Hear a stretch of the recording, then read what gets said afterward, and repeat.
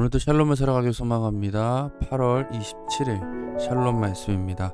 오늘 함께 보실 말씀은 시편 14편입니다.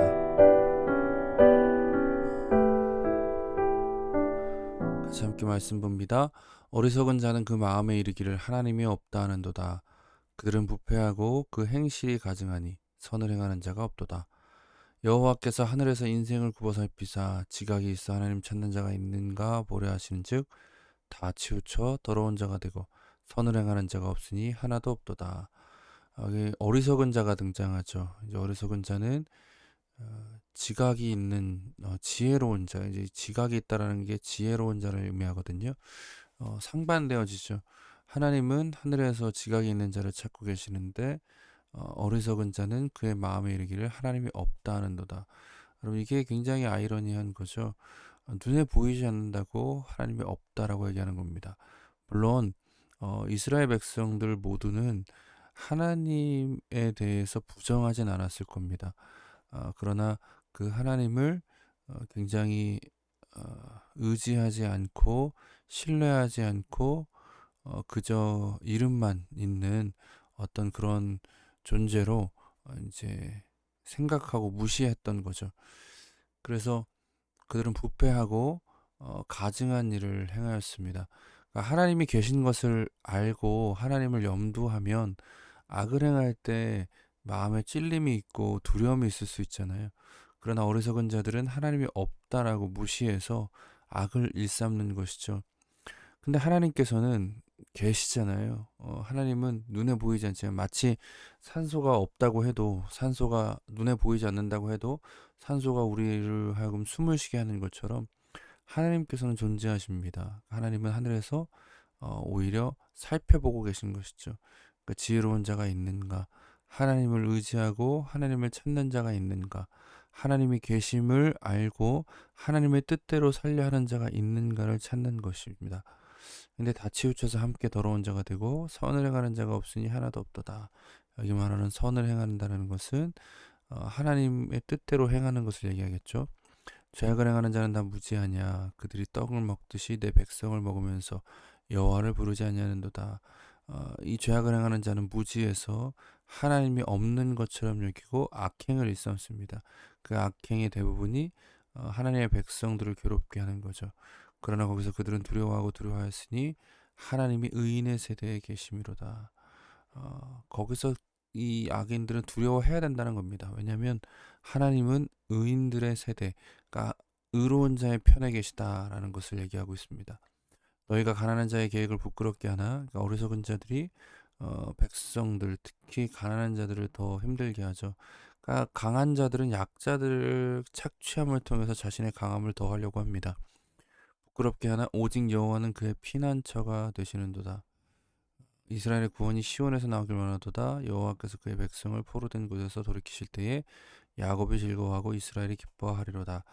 여러분 이게 되게 중요한 얘기죠. 어, 악인을 행한 자, 어리석은 자는 하나님이 없다라고 얘기하면서 가난한 자들을 괴롭히고 가난한 자들을 착취합니다. 그런데 하나님께서는 지혜로운 자를 살피시며 가난한 자들의 편에서 그의 피난처가 되신다라는 거죠. 여기 이제 가난한 자는 경제적인 가난함만을 얘기하는 것은 아닙니다.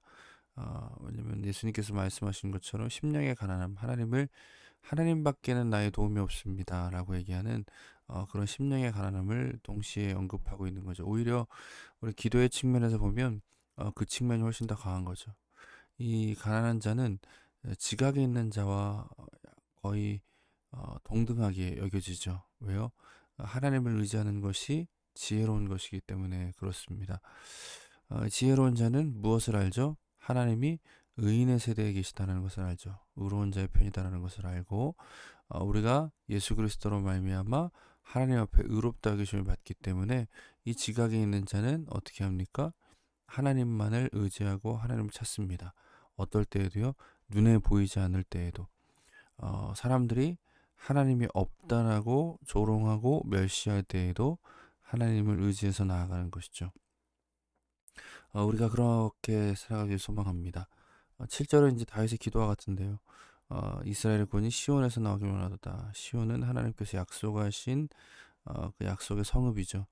하나님께서 구원을 베푸시는 곳이고요. 그래서 그의 백성을 포로된 것을 돌이키실 때 야곱이 즐거워하고 이스라엘이 기뻐하리로다. 그날이 있다라는 것을 다시 한번 가르쳐 줍니다. 보이지 않는다고 없는 것이 아닙니다. 세상에는 눈에 보이지 않지만 존재하는 것들이 많습니다. 공기 중에 산소는 눈에 보이지 않지만 분명 존재합니다. 심지어 모든 사람들이 그 산소 때문에 숨을 쉬고 있죠. 산소가 눈에 보이지 않기 때문에 그런 건 없어 라고 주장하는 사람이 있다 하더라도 그 사람도 결국 산소 때문에 숨을 쉽니다. 그렇기 때문에 가장 어리석은 사람들은 하나님이 없다라고 얘기하는 사람들입니다. 그들은 하나님께서 지으신 세상 속에서 하나님이 주신 것들을 누리고 살아가면서도 하나님이 없다라고 얘기하고 있기 때문에 그렇습니다. 자기가 숨을 쉬는 산소가 없다고 하는 것처럼 하나님께 지으신 세상 가운데 살아가면서 하나님이 없다는 것이 얼마나 어리석은 것인지 우리가 좀 돌아봤으면 좋겠고요. 하나님께서 참으시는 이유가 있습니다. 악인이 큰 소리를 칠 수 있는 이유는 그들의 말이 맞거나 그들의 능력이 크기 때문이 아닙니다. 하나님께서 오래 참으시기 때문이죠.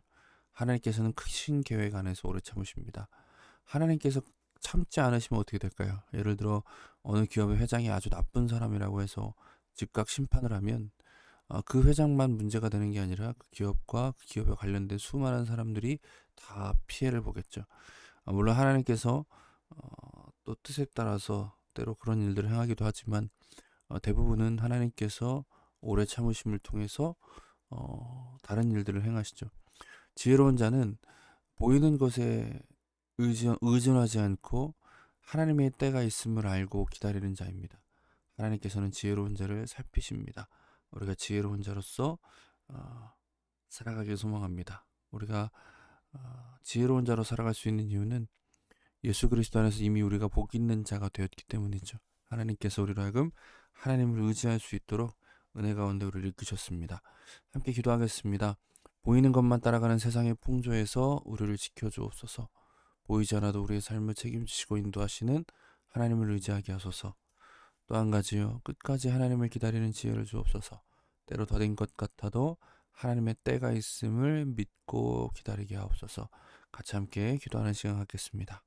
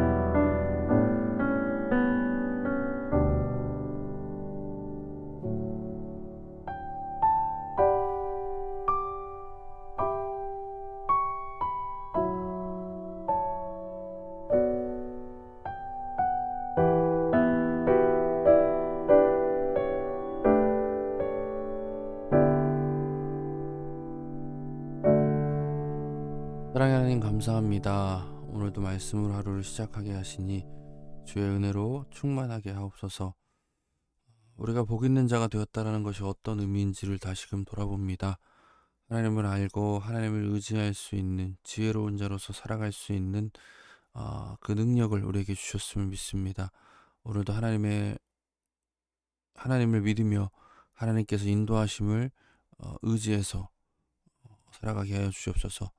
보이는 것에 의존하는 세상의 풍조를 따르지 않고 눈에 보이지 않더라도 우리를 인도하시고 함께 하시는 하나님을 믿고 하나님과 함께 살아가는 우리가 되길 원합니다. 주여 함께하여 주시옵소서. 예수님의 이름으로 기도드립니다. 아멘. 주님께서 오늘도 우리와 함께 하십니다. 말씀으로 샬롬을 살아가시는 저와 여러분 되기를 간절히 소망합니다. 감사합니다.